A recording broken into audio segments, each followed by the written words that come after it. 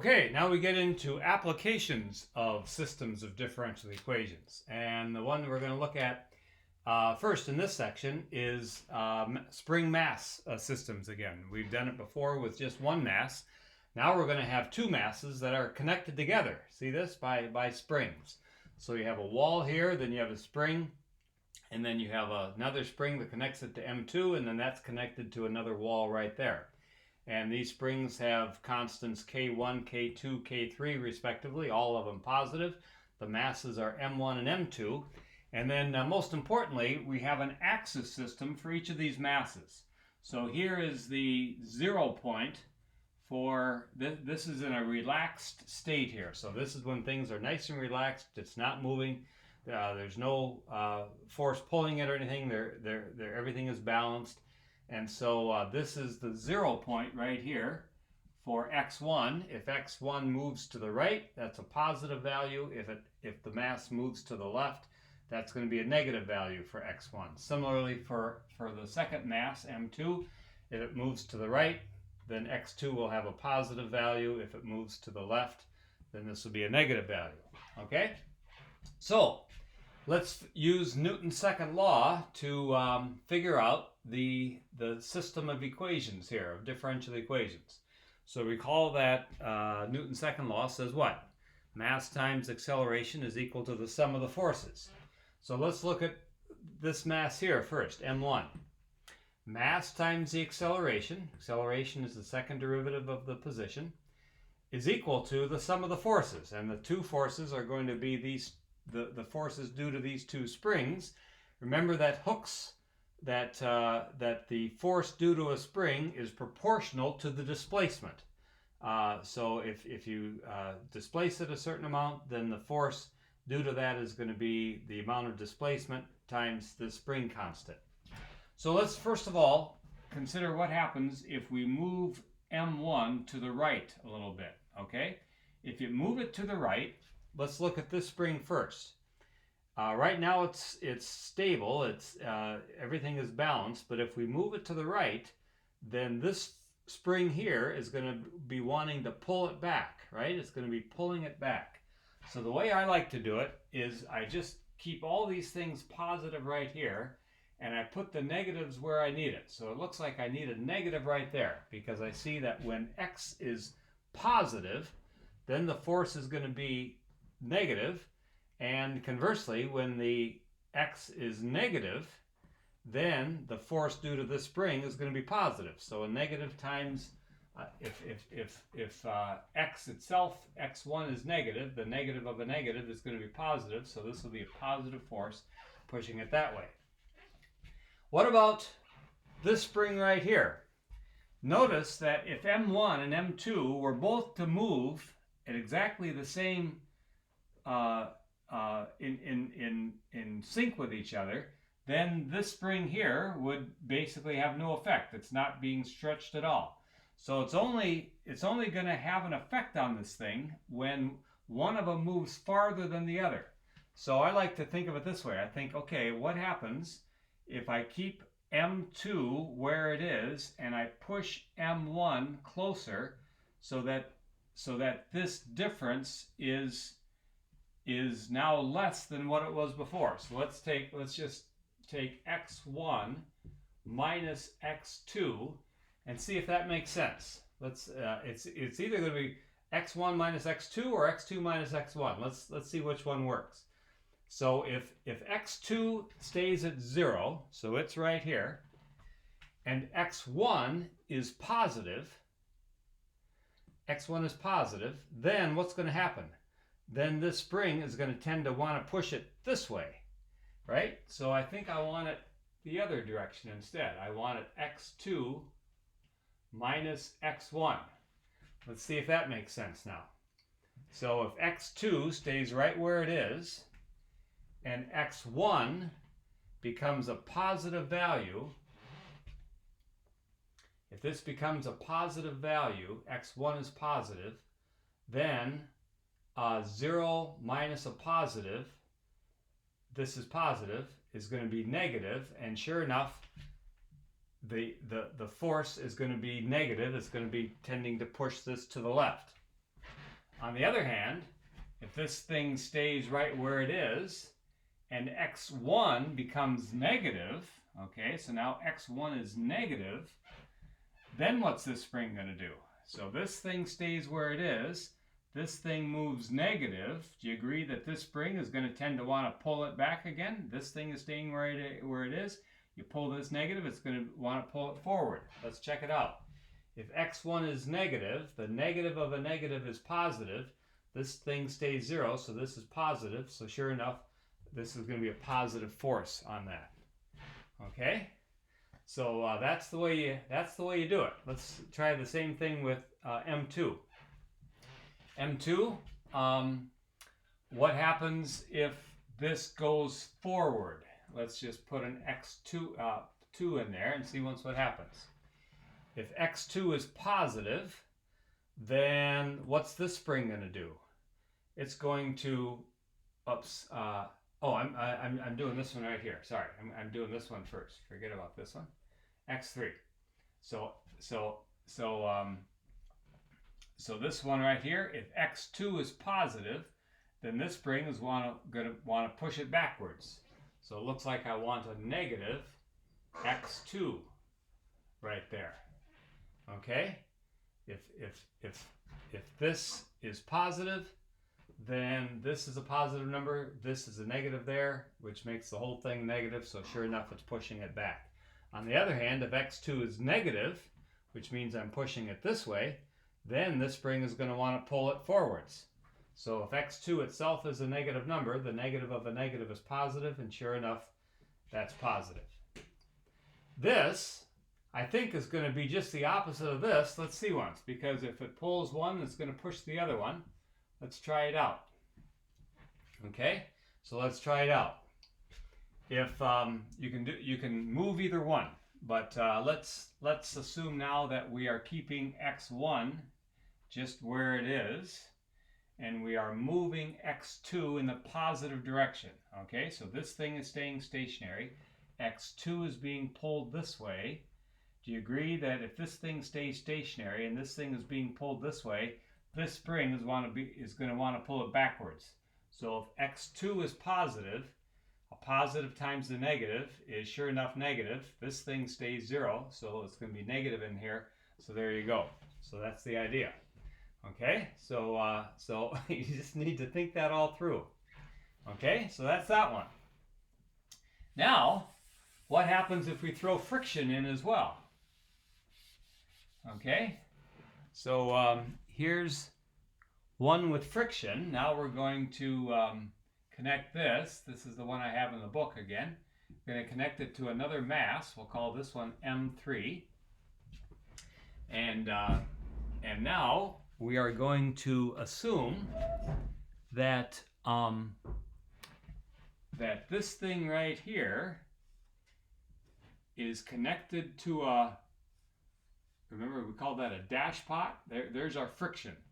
And so that friction is going to be, I think I call it C1. C1. There's friction. So as this thing moves, it's going through a bunch of SERP or oil or something. It's moving in there. And here's what I want here. I've got a, let's call it like this. Let's say that this is my,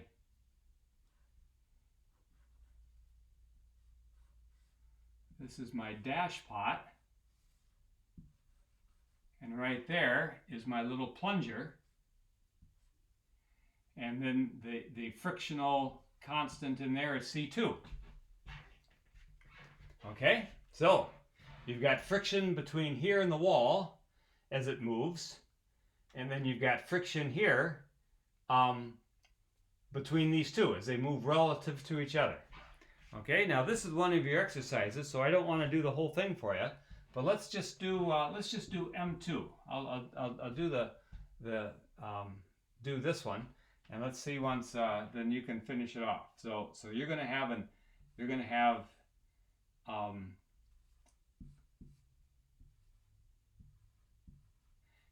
an equation for M1, M2, and M3, right? So let's do this one together. So what's happening here? So let's first do the k's again. Okay, so the k's are going to be, this thing has k2 and then k3 right there.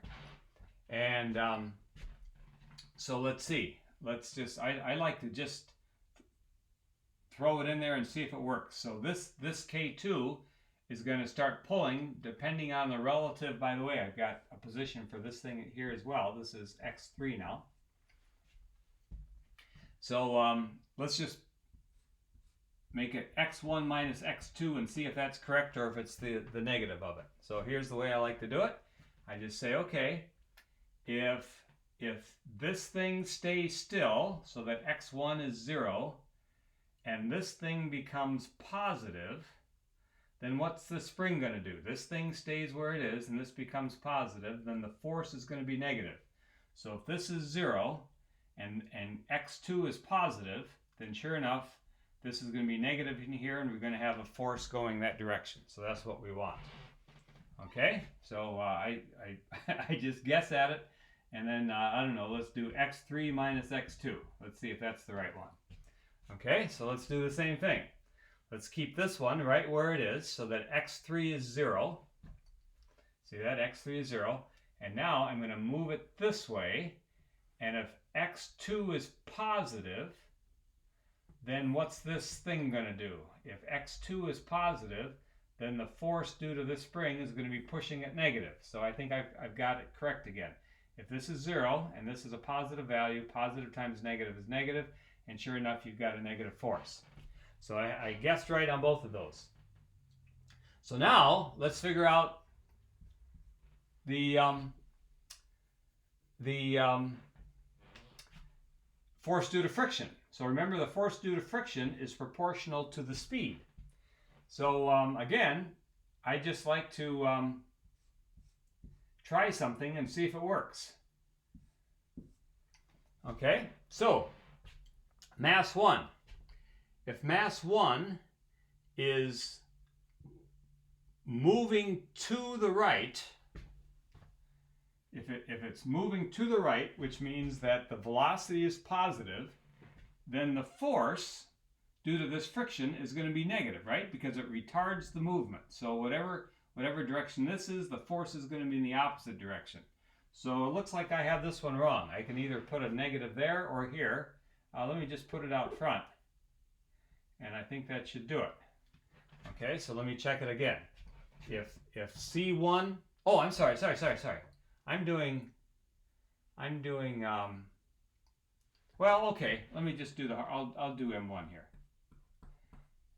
So there's M1. Well, let's see. Doggone it. No, this is all this was all M2. So forget about this. That has to do with M1. I want to just stick with this one right here. This is only being affected by this. Agreed? This is only being affected by this. So I gave you a little bit of a hint there, so you can figure out that hint. But anyway, let's look at this one. So this one here, what's going on? It's going to be there's your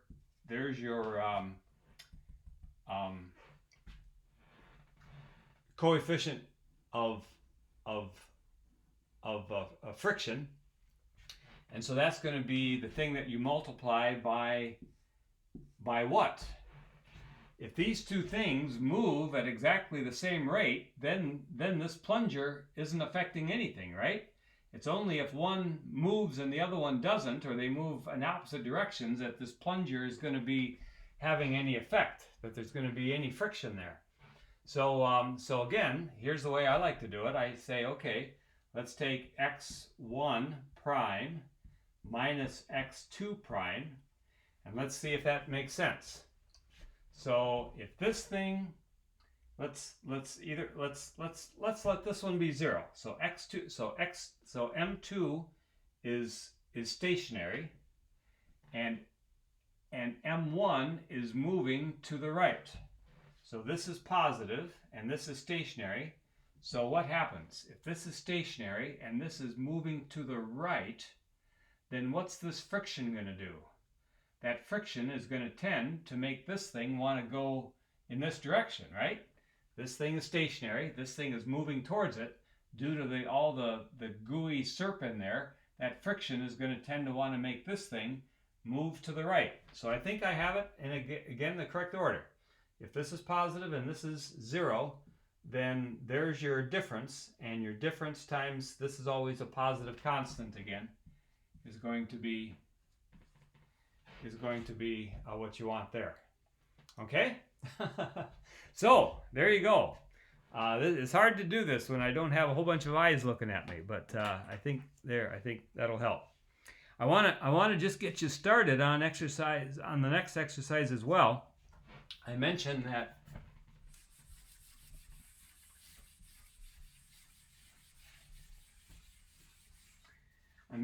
if you have a system like this,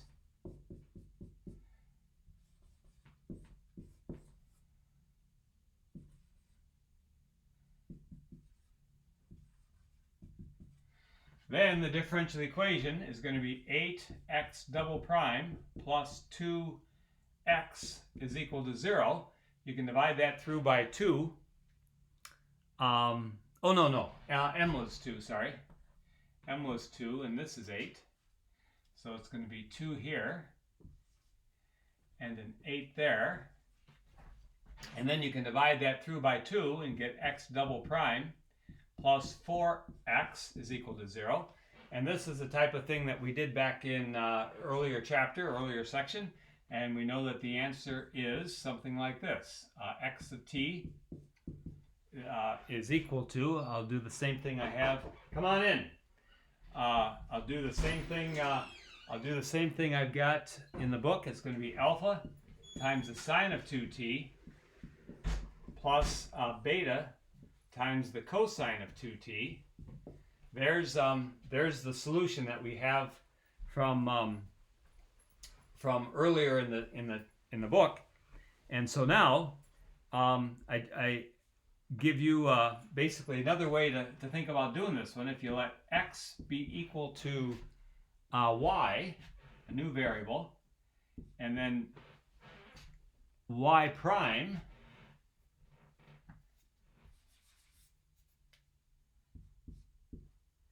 be equal to negative 4x. Do you agree that that's going to be the case? If x is equal to y, then x prime is equal to y prime. And so that means that x double prime, x prime is equal to y. X prime is equal to y. And so that means that x double prime is equal to y prime, but x double prime, notice, is equal to negative 4x. So this is equal to negative 4x right there. Okay? So here's a way to take a second order differential equation and write it as a system of first order differential equations. And then I say down below, show that the trajectory is given by x squared plus y squared over 4 is equal to alpha squared plus beta squared. And I want to just get you started on that. If you just do exactly what it says, here's x, there's x right there. So x squared, you can square this whole thing out. And then to get y, of course, y is equal to the derivative of this. So y of t is equal to x prime of t. And x prime of t is going to be what? 2 alpha cosine of 2t. And then what? Minus 2 beta sine of 2t. And so there's your y. So you square that, and divide it by 4. And I think you can go from there, and you'll show that that's equal to alpha squared plus beta squared. And if you go back, you hopefully, or I don't know if you hopefully or not, but remember that if you have something like this, x squared over a squared plus y squared over b squared equals 1, that gives you an ellipse where these intercepts are A and negative A and B and negative B. Okay, so that's just the amount of hint that I'll give you on that one. Let me make sure that you're still here.